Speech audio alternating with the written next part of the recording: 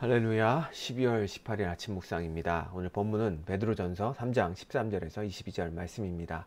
이 사도 베드로는 오늘 본문을 통해서 예수 그리스도를 믿는다는 이유로 고난받는 성도들에게 어떻게 그 고난을 대해야 되는지, 그리고 그 고난의 의미를 받아들여야 되는지 잘 설명해 주고 있습니다. 13절부터 14절까지의 말씀 보겠습니다. 또 너희가 열심으로 선을 행하면 누가 너희를 해하리요. 그러나 의를 위하여 고난을 받으면 복 있는 자니 그들이 두려워하는 것을 두려워하지 말며 근심하지 말고. 자, 보통 우리가 선을 행하면 해를 받지 않죠. 그러나 선을 행하다가 해를 받는 경우가 있는데, 그것은 예수 그리스도를 믿기 때문에 그렇게 고난을 받을 수 있다는 것입니다. 그런데 그 고난을 받는 것이 복이라고 얘기를 하고 있습니다. 지금 베드로는 이 14절의 말씀을 분명 예수님이 말씀하셨던 이 산상수훈 마태복음 5장 11절 말씀을 인용해서 설명하고 있을 것입니다. 이 마태복음 5장 11절에 보면 나로 말미암아 너희를 욕하고 박해하고 거짓으로 너희를 거슬려 모든 악한 말을 할 때에는 너희에게 복이 있나니 기뻐하고 즐거워하라, 하늘에서 너희 상이 클미라 라고 예수님이 말씀하고 계시죠. 자, 세상은 성도들을 향해서 욕하고 박해하고 거짓으로 모함하고 있습니다. 그 이유는 우리가 예수님을 믿기 때문이죠. 그렇지만 예수님을 믿기 때문에 우리가 고난을 받을 때에 우리에게는 하늘에 복이 있다라고 예수님이 말씀하고 계십니다. 자, 지금 베드로는 이 베드로의 서신을 박해받고 있는 성도들에게 쓰고 있습니다. 그들이 예수님을 따르기에 핍박을 당하고 있죠. 그런 성도들에게 사도 베드로는 그들이 이 고난 속에서 가져야 할 태도를 설명해 주고 있습니다. 그 첫 번째 태도는 무엇일까요? 예, 제가 말씀드렸듯이 우리가 이 고난을 받을 때 이 고난 속에 하늘의 복이 있구나. 이 고난은 우리를 연단하고 우리에게 인내를 주고 우리를 정결하게 만들어주고 우리에게 소망을 가져다 주는 것이라고 제가 수요일 날 말씀드렸죠. 이 고난은 우리에게 참된 복이 있습니다. 우리가 고난을 받으면 우리가 가져야 될 태도는 이 고난이 우리에게 복이라는 것입니다. 두 번째로는 우리가 고난을 당했을 때 14절 말씀에 그들이 두려워하는 것을 두려워하지 말고 근심하지 말라라고 표현하고 있죠. 자, 여기서 그들이 두려워하는 것을 두려워하지 말라라는 표현은 핍박하는 자를 두려워하지 말라라는 의미이고요. 자, 근심하지 말라라는 의미는 핍박하는 자들로 인해서 쩔쩔매지 말라라는 의미입니다. 자, 세 번째 우리가 가져야 될 태도는 15절에 나와 있는데요. 너희 마음에 그리스도를 주로 삼아 거룩하게 하고 라고 말하고 있습니다. 이 의미는 핍박과 역경 속에서 근심과 두려움에 빠지는 것이 아니라 이 모든 것을 주관하시는 분인 예수 그리스도를 주님으로 인정하는 거룩한 삶을 가지라는 것입니다. 여러분, 거룩함이란 무엇일까요? 거룩함이란 하나님을 하나님으로 구별되게 만드는 것이죠. 다시 말해서 하나님을 하나님으로 온전하게 인정하는 것입니다. 자, 그렇다면 예수 그리스도를 주님으로 인정하는 것도 우리가 거룩함이죠. 자, 예수님을 주님으로 인정하고 내 모든 것을 맡겨 드리는 그러한 모습, 그 모습이야말로 거룩한 모습이라는 것입니다. 여러분, 핍박 속에서 두렵고 근심될 때 주인 되신 예수님께 내 모든 것을, 내 모든 염려와 근심을 맡겨드린다면 그것은 우리를 거룩함으로 이끌며 우리에게 평강으로 거할 수 있도록 이끈다는 것입니다. 네 번째로 우리가 계속해서 가져야 될 태도는 15절에 보면 너희 속에 있는 소망에 관한 이유를 묻는 자에게 대답할 것을 항상 준비해야 된다라고 말씀하고 있습니다. 여러분, 우리가 핍박 속에서 법정에 끌려갈 수도 있죠. 그때 도대체 너희가 가진 소망이 무엇이냐라고 그렇게 법관이 물어본다면 그들에게 우리는 답할 것을 준비해야 된다는 것입니다. 여러분, 역경 속에서 가장 빛을 발하는 것이 있다면 무엇일까요? 그것은 우리가 가지고 있는 소망입니다.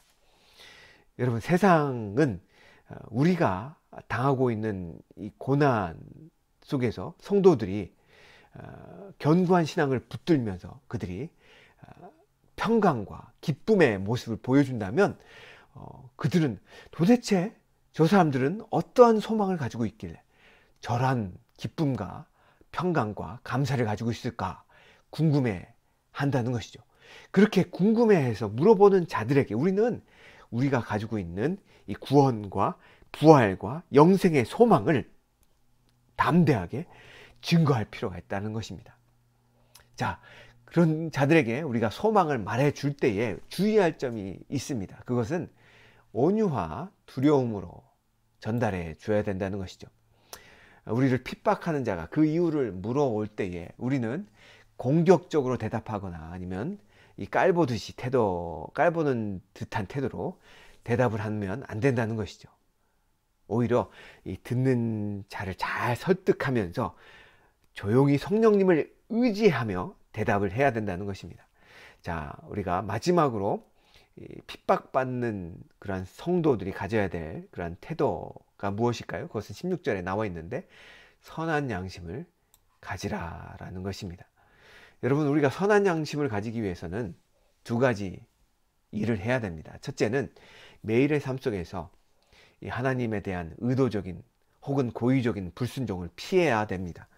두 번째는 우리가 자신의 삶 속에서 그 어떤 죄든지 깨닫게 되었을 때 즉각적인 회개와 용서를 구하는 기도를 지속적으로 드려야 된다는 것입니다.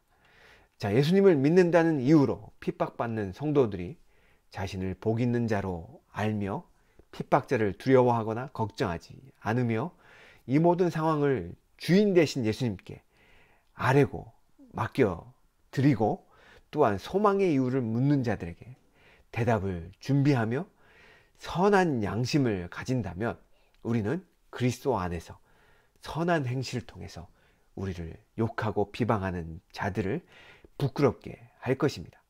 17절부터 22절까지는 이렇게 선을 행하다가 고난 받는 자들이 가져야 될 그러한 의미에 대해서 예수님을 통해 또 노아를 통해 사도 베드로는 우리에게 설명을 해줍니다. 17절과 18절을 읽겠습니다.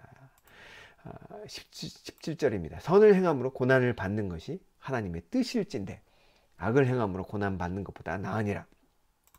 그리스도께서 단번에 죄를 위하여 죽으사 의인으로서 불의한 자를 대신하셨으니 이는 우리를 하나님 앞으로 인도하려 하심이라.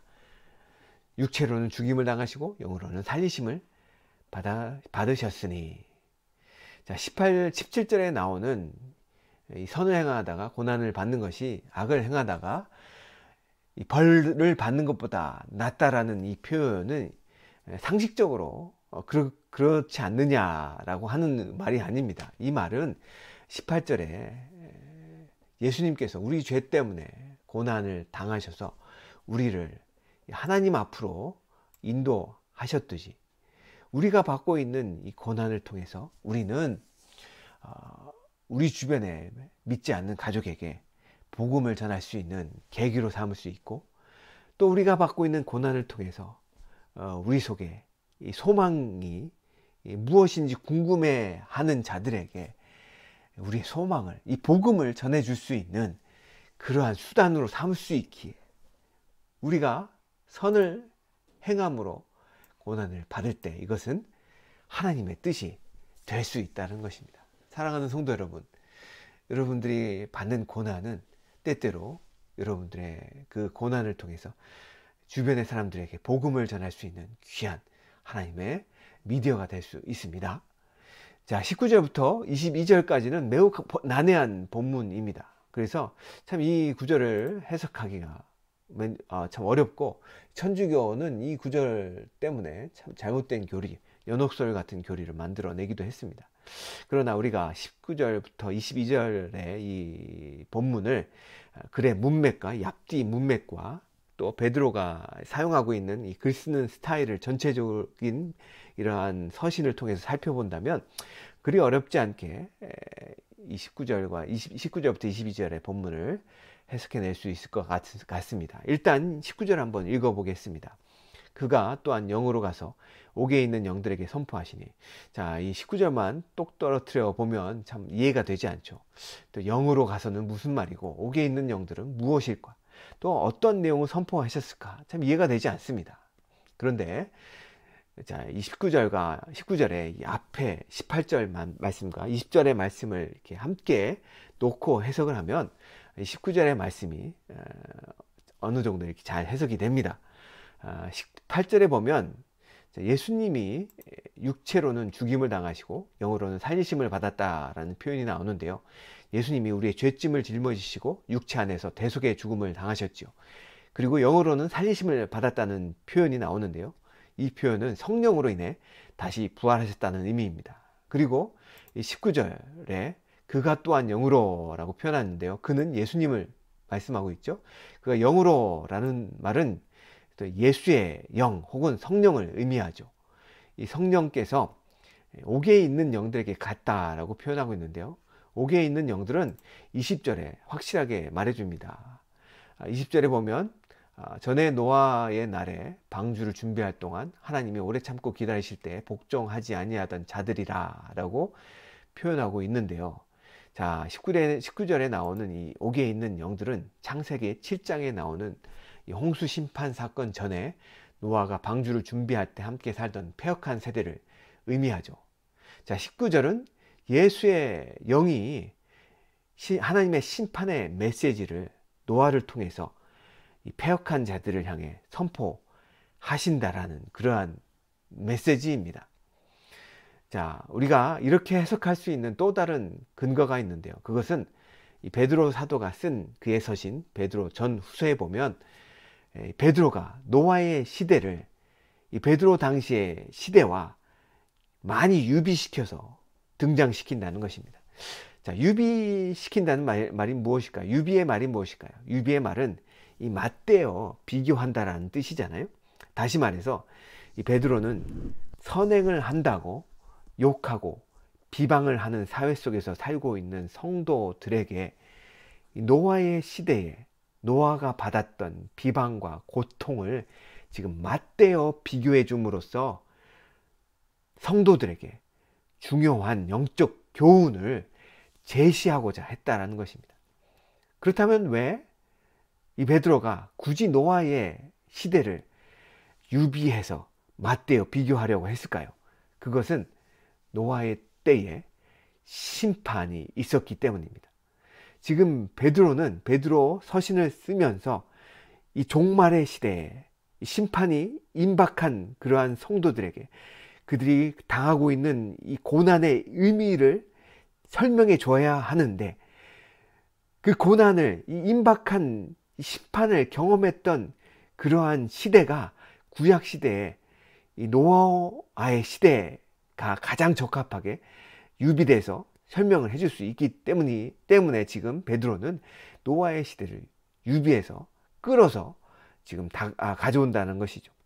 그리고 또 베드로의 후서에서 보면 또 그렇게 심판이 있었던 소돔과 고모라를 끌어서 지금 베드로 후서에는 또 유비로 많이 사용을 한다는 것이죠. 그렇게 베드로는 노아의 시대를 끌어서 지금 베드로의 시대의 성도들과 맞대어 비교해 줌으로써 성도들이 가져야 될 그런 영적인 삶이 무엇인지 깨닫게 해 주신다는 것이죠. 자, 노아가 살던 시대에는 베드로가 살던 시대에 핍박받는 그런 성도들에게 이 세상 속에서 하나님의 나라의 백성으로 산다는 것이 괴로울 수 있지만, 그러나 심판의 때에 노아와 그 가족이 구원받았듯이 예수 그리스도를 따르는 자들이 종말의 때에 분명히 구원을 받을 수 있게 된다는 것을 지금 보여주고 있는 것이죠. 자, 그런데 20절에 보면은 이 물로 말미암아 구원을 얻었다는 표현이 나오는데요. 이것은 물을 뚫고 피했다라는 뜻입니다. 다시 말해서 홍수가 임하자 노아와 가족들은 방주 안으로 피신했다라는 의미인데요.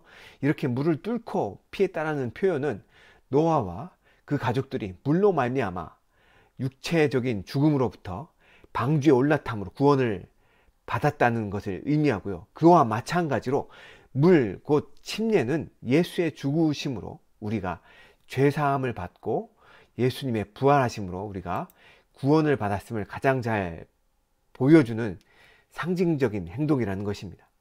자, 21절에 보면 물 곧 홍수를 뚫고 이 방주에 올라 목숨을 건진 노아의 가족처럼 예수님의 죽으심과 부활하심을 믿음으로 말미암아 구원의 방주에 오른 성도들이 이 침례를 받음으로 그들의 선한 양심 곧 신앙 고백을 하게 된다라는 것을 지금 말씀하고 있고요. 22절에 보면 그는 하늘에 오르사 하나님 우편에 계시니 천사들과 권세들과 능력들이 그에게 복종하느니라 라고 지금 말씀하고 있는데요. 이 말은 부활하신 예수께서 승천하셔서 하나님 우편에 앉으사 천사들 그리고 권세와 능력자들은 곧 악한 영들을 의미하는데요. 이 모든 영적 세력들을 다스리신다는 의미입니다. 예수 그리스도께서는 그렇게 우리의 대장 되셔서 이 영적 전투에서 우리를 승리로 이끌어 가시죠. 사랑하는 성도 여러분, 이 땅을 살아갈 때 우리가 예수님을 의지하여 강하고 용맹한 영적 군사로서 그렇게 살아가야 됩니다. 우리가 비록 이 땅에서 핍박을 받고 우리가 고통을 당하고 고난을 당할지라도 그것이 우리에게 유익한 것이람을 우리가 믿고 또 그것이 우리가 받는 고난을 우리가 가지고 있고 두려워하고 고통스러워하는 것이 아니라 그 고난을 우리 주인 되신 예수 그리스도께 우리가 맡겨드리며 우리 주 예수 그리스도를 우리의 대장으로 삼고 우리가 믿음으로 오늘도 살아가실 때 여러분들에게 하나님의 사랑과 은혜가 가득하시기를 주님의 이름으로 간절히 축원합니다.